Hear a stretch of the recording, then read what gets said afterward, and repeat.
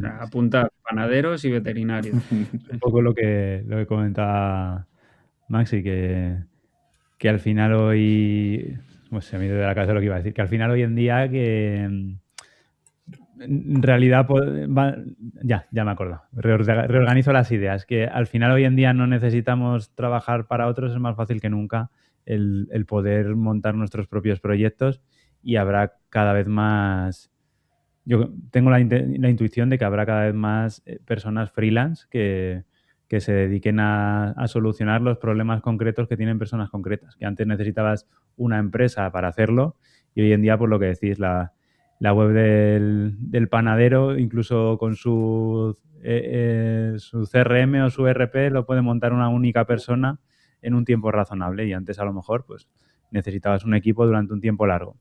Eso hará seguramente que el coste de los productos de software, bueno, seguro, va a caer, pero a cambio también podrá entrar gente que antes no se lo podía permitir porque necesitabas equipos muy grandes. Es que yo iba a decir eso, que la gente no se centra, los juniors o la gente que está entrando, que no se centre tanto en entrar en una empresa, sino que busque solucionar problemas, que a lo mejor esos problemas él solo los puede solucionar y le pueden valer para ganarse la vida. Entonces, creo que también hay que cambiar un poco el pensamiento de antes a lo mejor una empresa, te tenías que meter en una empresa porque hacer un software micronicho era demasiado caro como para que sea rentable, entonces lo tienes que hacer muy genérico. Hoy en día sí que te sale rentable y sí que puedes abordar los problemas más específicos de la gente. Así que busca trabajo en una empresa, pero en paralelo busca problemas y soluciónalos. Es que, sí, mira, como poco te servirán de portfolio. ¿El qué? Ah, sí. Como poco te servirán de portfolio para los proyectos para las empresas en las que estés intentando entrar. Fíjate, un amigo que quería aprender Flutter, no sabía Flutter y ahora hace 3 meses, él sabía, él era un programador de estos que hacen blockchain, ¿vale? Un programador de estos de blockchain. Y no sabía Flutter, sacó una aplicación Flutter en Android y en iOS y la aplicación desde que la ha sacado le ha dado 12.000 euros. Y aparte ha aprendido Flutter. O sea, que para que veáis. Y es un perfil un poco junior. O sea, que no sabía, o sea, no tenía todavía el perfil senior. O sea, que imagínate y eso utilizando Cloud Code, etcétera, etcétera. Esto ya o sea, específicamente en el mundo mobile ya pasaba, ¿no? O sea, al final yo creo que era de los que más, bueno, esto y las webs, aunque la web siempre ha estado mucho más distribuida, había más lío, era más difícil, yo creo que sacar dinero, pero en mobile era bastante común. O sea, yo no sé cuántas aplicaciones he llegado a hacer, no me han dado 12.000 euros, lamentablemente, pero la distancia que había hasta pasar a producción y generar dinero siempre ha sido más corta que en otros campos. Pero con esto, al final, lo comentábamos en otros episodios también de hasta qué punto es sostenible esto, porque si ya hay muchas aplicaciones en el mercado, ya hay muchas webs, muchos SaaS, mucho todo, si ahora hay más gente haciendo cosas, ¿hasta qué punto tiene sentido elegir entre 12 micronichos para generar ese dinero? O sea, al final puede que sea una solución como para hoy, pero si todo el mundo se sube a este carro, no creo que tú puedas vivir de un SaaS durante el resto de tiempo, ¿no? Sí, mira, hablé justamente de este tema con Euge ayer. Euge es muy bueno en marketing y tal, y estuvimos hablando de esto y claro, en un mundo donde crear va a ser muy fácil o se va a transformar en algo muy fácil y que cualquiera puede conseguirlo, digo cualquiera, pues hablamos de nosotros o que, bueno, ¿me entendéis, no? Que es básicamente crear una aplicación sea muy sencillo. En ese mundo, ¿cómo conseguimos que nuestro producto o nuestra aplicación que acabamos de crear, que por mucho que hayamos tardado 2 días, nos ha llevado nuestro trabajo porque queremos rentabilizarla? Quizá no hacernos multimillonarios, pero al menos poder comprar alguna cosa, ¿no? O al menos vivir de ello. Entonces, lo que llegamos a la conclusión es que lo que más va a importar es si antes era importante las hard skills, programar, saber DevOps, testing, todo este tipo de cosas, lo que va a ser más importante va a ser las soft skills.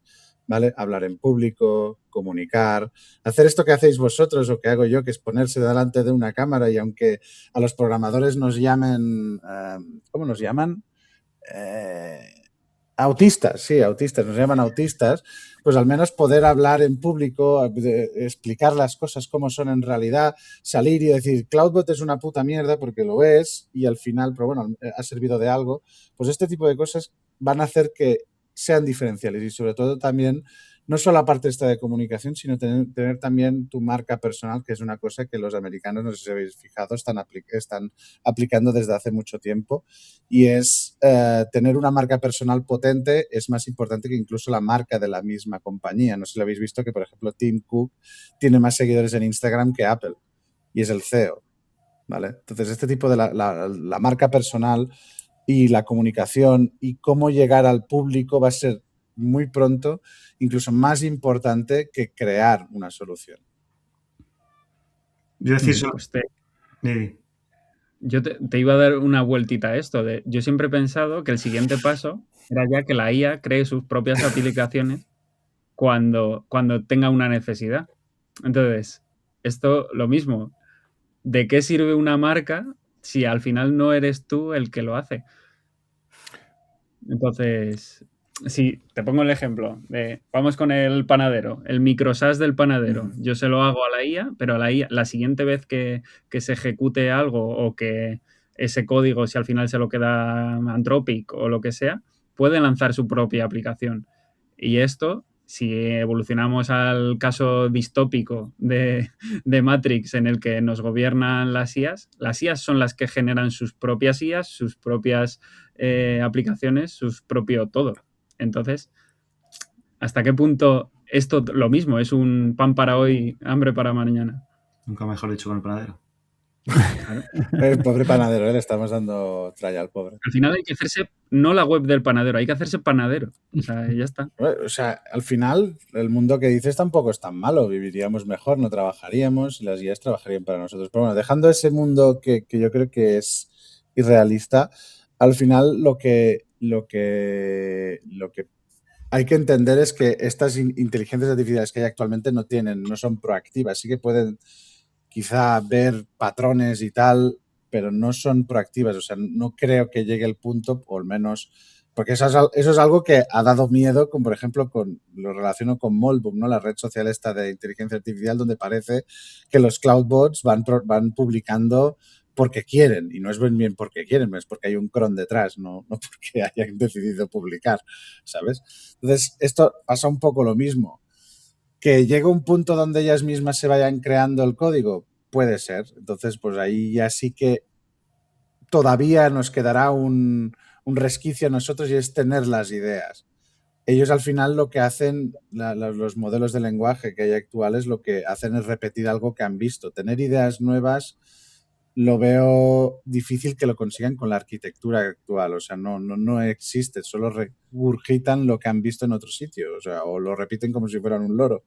Pero no tener ideas nuevas, obviamente hacer el microsas del panadero es una idea bastante, o sea, es una idea que tampoco es muy innovación, no hay mucha innovación por detrás, pero sí que a los problemas que nos vengan a todo esto probablemente tengamos que estar nosotros para poder, digo los humanos, no nosotros, digo los humanos, para poder tomar o para poder tener soluciones más creativas de lo que al menos las LLM son capaces de proporcionarnos.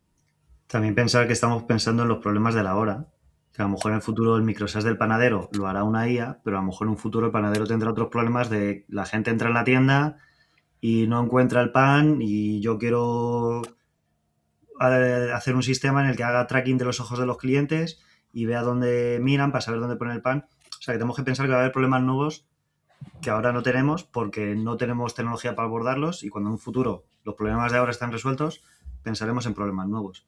Y eso la IA seguramente pues no será capaz de resolverlos. Totalmente. O sea, si tú ahora le dices a vuestros bisabuelos, le explicas lo que hacéis en vuestro día a día, ni lo van a entender ni lo van a saber solucionar con las herramientas que tenían en ese momento. O sea, no sabrían ni qué hacer. O sea, a nosotros pues nos pasa un poco lo mismo, que con las herramientas que tenemos ahora parece que podamos solucionar todos los problemas del mundo, pero seguramente van a salir otros problemas. Por lo tanto, seguiremos ahí. Por desgracia, aunque podríamos jugar a Warhammer, al Magic y a consolas todo el Yo día. creo que eso nunca va a llegar. Yo creo que la humanidad, hay personas que son ambiciosas y siempre van a querer tener más que los otros y siempre va a haber una competitividad. El futuro de Wall-E yo creo que nunca va a existir. No, y de hecho el futuro de Wall-E justamente, si fijáis, si lo comparáis con los trends actuales, cuanto más rica es, o sea, si la inteligencia artificial nos lleva a un sitio donde todos somos más ricos o somos todos más iguales, si os fijáis en los súper ricos se centran en longevidad, en cultura del cuerpo, en estar muy fuertes, en este tipo de cosas. Claro, si todos somos iguales o todos tenemos el tiempo para poder dedicarle, porque quizás ese es otro de los problemas, pues probablemente el futuro distópico de Wall-E no puede existir o no debería existir, porque al final todos estaremos gastando el tiempo al menos en hacer deporte. Y eso no es la realidad de Wall-E. O sea que... No sabía que, Maxi, tú eras súper rico. Ya que te dedicas a esas cosas. Hablabas tú también, Eric, lo que comentaba, yo creo que fuera de las cámaras, que alguna vez has comentado que en realidad esto de picar código es un paso intermedio a lo que tentativamente podrá llegar en el futuro, que herramientas como Cloud Code o como Codex o similares nos parecen increíbles ahora, pero que podemos llegar a un futuro donde ni siquiera sea necesario, ¿no? el desarrollar ese código. Y quería que nos contaras un poco sobre ese tema, porque sí que se lo he escuchado hablar a veces también a Elon Musk, que al final los modelos de lenguaje seguramente sean capaces de crear dinámicamente la interfaz que necesitamos para interactuar con ellos, etcétera, pero cuéntanos un poco más, porque a mí todo esto me parece un poco oscuro de entender. Vale. A ver, yo te pongo, o sea, tú cuando, lo voy a intentar explicar, a ver. Cuando tú haces una petición HTTP, estoy en sitio seguro técnico, ¿no? Puedo hablar técnico, ¿no? Porque a veces me echan la bronca. A ver, no lo digo por la audiencia, no por vosotros, vosotros me Sí, entendéis. totalmente. Entonces, el tema es, cuando tú haces una petición HTTP, a día de hoy, que la petición te responda en menos de 2 segundos es blasfemia, ¿vale? O sea, es que el software es malo, ¿vale? O que la API es mala. Entonces... Que te respondan más de 2 segundos, dices, ¿no? Que te respondan más tiempo que 2 segundos. O sea, que tarde más de 2 segundos. De hecho, el mismo PageSpeed Insight de Google, cuando supera más de 1,5 segundos, te pone en rojo. O sea que, fíjate. Vale, entonces, en un mundo donde ya 2 segundos es lento, ¿vale? Pongamos es muy lento. Claro, si nos volvemos hace 15, 20 años, que una página web te respondiera en 20 segundos, pues tampoco pasaba nada. ¿Vale? El feed de Facebook hace 15 años o hace 10 años respondía a esa velocidad y no pasaba nada y nadie se moría. ¿Vale? Entonces, eso por una parte, ¿vale? Que el tiempo de que se nos muestra una página web o una información sea corto, eso ya estamos acostumbrados. Pero claro, ¿habéis pensado en la posibilidad de que la API sea un solo método y por detrás solo una llamada a una LLM, ¿vale? Claro, si yo esa LLM lo que hace es o un sistema agente o un swarm de agentes, ¿no? Como ¿cómo la traducción de swarm es un... No me sale la palabra. Enjambre o algo así. Enjambre, sí, correcto. Enjambre de agentes que reciben la petición, entienden lo que ha pedido el usuario y a partir de ahí genera un código. Si eso hiciéramos hoy, imagínate esa API, ¿no? Donde la API es de una página web, ¿vale? Muy sencilla, la página web de vuestro podcast, pues entro yo como usuario Eric, me identifica como Eric y la petición es, ha entrado una persona desde Andorra con esta IP, el usuario que ha entrado se llama Eric y con esa información creas la página web, desde a partir de un template o no, y le muestras la información personalizada para Eric. Hacer eso hoy ya sería algo que podríamos hacer. Es un método get, un método post, que devuelve un HTML que ha generado un LLM que obviamente ha tardado 20, 30, 40 segundos en generar ese prompt o ese conjunto de prompts que ha generado ese HTML, ha tardado 40 segundos, pero ha creado un HTML que hemos podido servir al usuario. Eso bien. Pero ¿qué pasa si arquitecturas como Grok con Q, no con K, que es esa startup que ha comprado Nvidia, hace que en vez de escribir a 30 tokens por segundo, pasamos a 300 tokens por segundo? Es un tema de arquitectura, es un tema de hardware. Pero, ¿qué pasa si dentro de un año en vez de 300 tokens por segundo son 30.000 tokens por segundo? Y el modelo es lo suficientemente barato. Y el modelo se puede hacer a escala. O sea que no hay ni problema de GPU, ni hay problema de velocidad.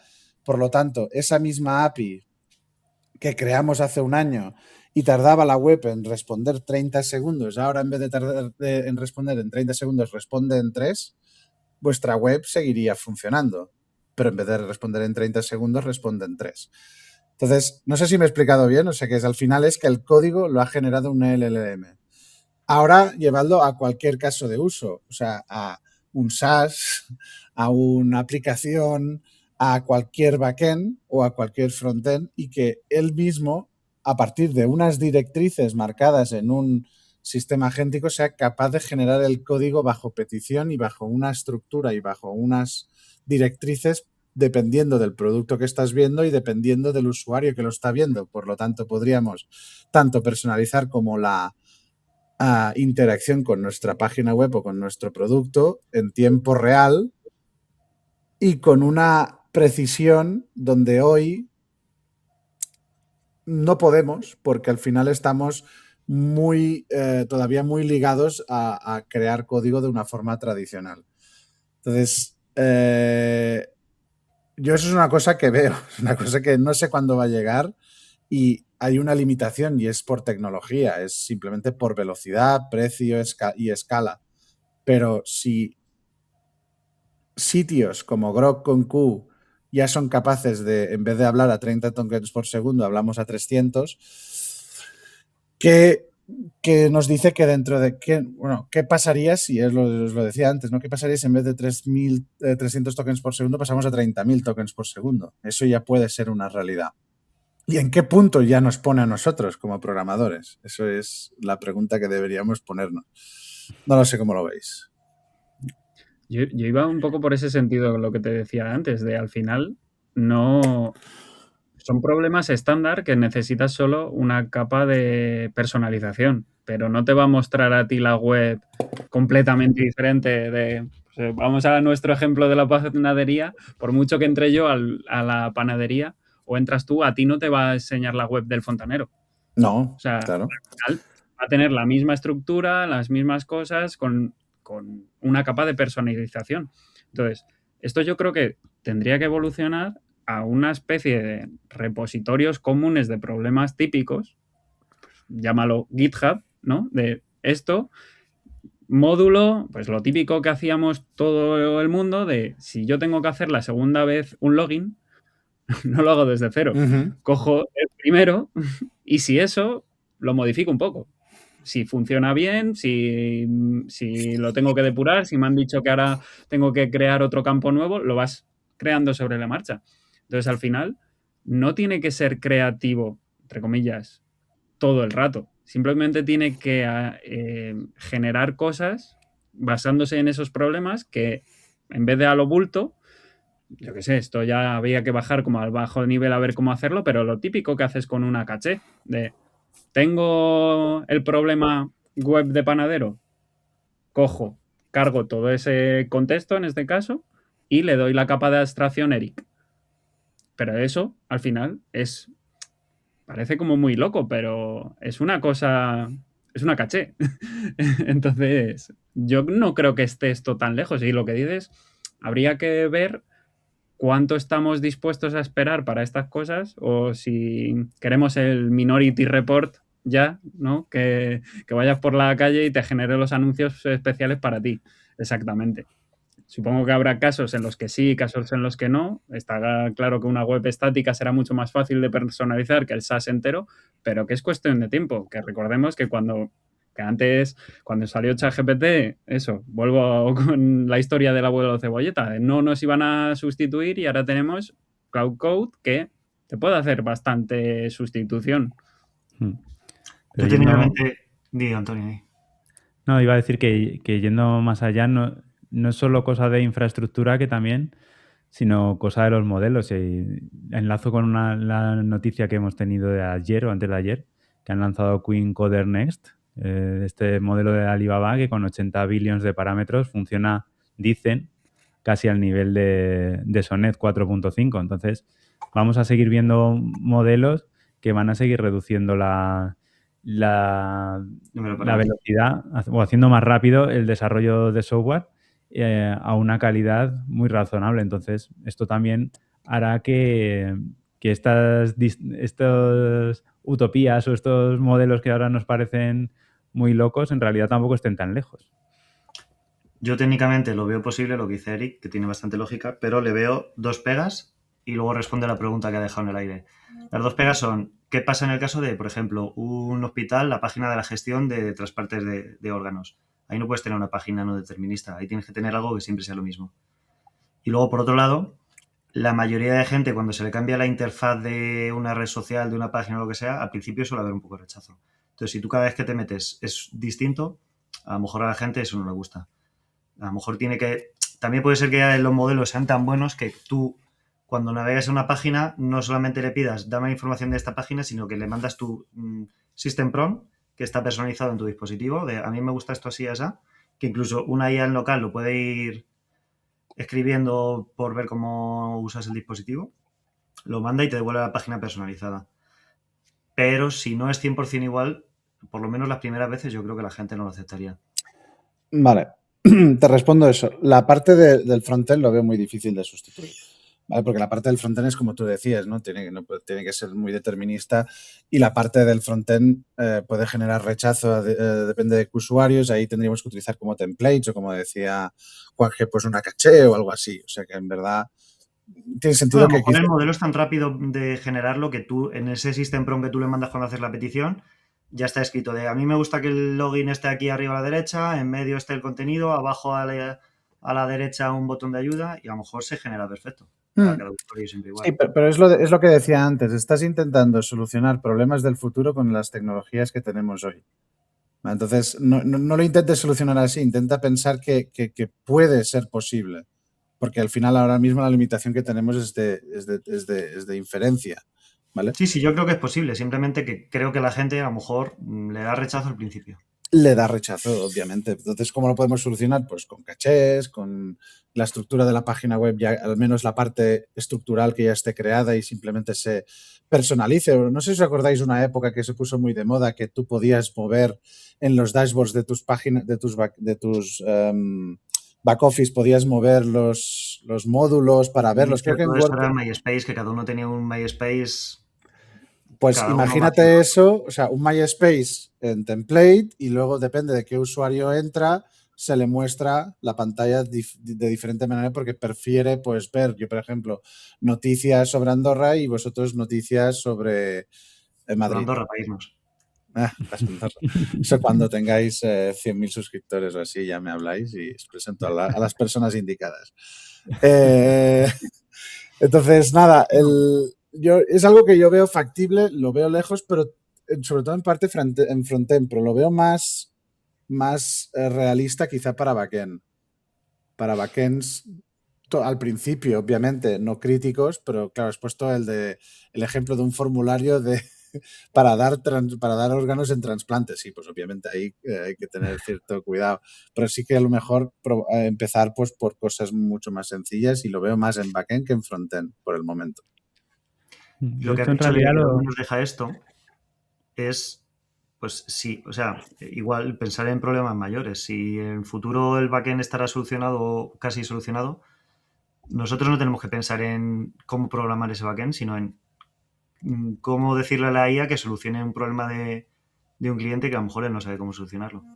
Justo es a lo que nos vamos a transformar seguramente, en solucionador de problemas. Búscale un nombre en inglés y lo tienes. Señores Lobo, ¿habéis visto Pulp Fiction? Sí. El señor Lobo. El señor Lobo.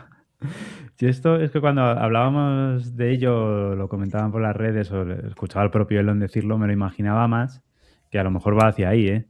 Como que yo entro en cualquier modelo vamos, en cualquier herramienta estilo Gemini, Grok, etcétera, y yo me pongo a escribirle y digo, oye, o hablarle incluso, yo para mañana necesito pedir cita en el médico y que el propio modelo sea capaz de mostrarte una UI, que yo creo que ahí es hacia donde vamos un poco con el tema de los MCPs con UI, que es algo que ya existe, que no es algo que ni siquiera nos tengamos que inventar, pues que el propio modelo sea capaz de decirte, oye, pues estos días tienes cita, te muestra un panel, haces clic y seleccionas al guardar. O quiero pedir algo por Amazon. Y en vez de tener que entrar en Amazon, que sea el propio modelo el que te muestre una interfaz sencilla con la que interactúas y terminas tus tareas. Yo veo más que vamos más hacia ahí en el futuro, más que el hecho de que de que páginas individuales sean las que se vayan generando de forma dinámica, sino que tendremos un único sitio al que accederemos y con el que podemos integrarnos en la mayoría de nuestras tareas del día a día y que sea ese software el que ya nos muestre la interfaz probablemente adaptada, como conoce ya nuestros gustos, nuestras capacidades técnicas, que también es algo importante, o con lo que más trabajemos en el día a día, ¿no? Entonces es un poco más como me lo imaginaba, ¿no? El concepto este. Bueno, es que, no, sin duda, es que es justamente eso, esa es otra forma de verlo, es que tú como panadería vas a tener, pobre panadero, ¿eh? Tú como panadería vas a tener tu propio... Estamos solucionando la vida. Sí, tú como panadero vas a tener tu propio ERP que vas a exponer a internet con un MCP, porque todo el mundo nos entienda, donde ahí vas a tener tu API y tu forma de conectarte y tu descripción, que no la habrás hecho tú, simplemente directamente lo habrá levantado cuando tú ejecutes tu ERP. Entonces ahí el chat GPT de turno o el sistema operativo con IA que ya habrá en ese momento dirá, quiero comprar una barra de pan de tal panadero. Entonces buscará en internet, encontrará a ese tío, te enseñará una página web o algo que habrá generado, un frontend que habrá generado por ti, pides y ya está hecho. Y eso está todo integrado con tu ecosistema, con tu día a día, con tus tarjetas, con tu todo. Sí, es justamente eso. Y ante este futuro incierto, tú que eres profesor,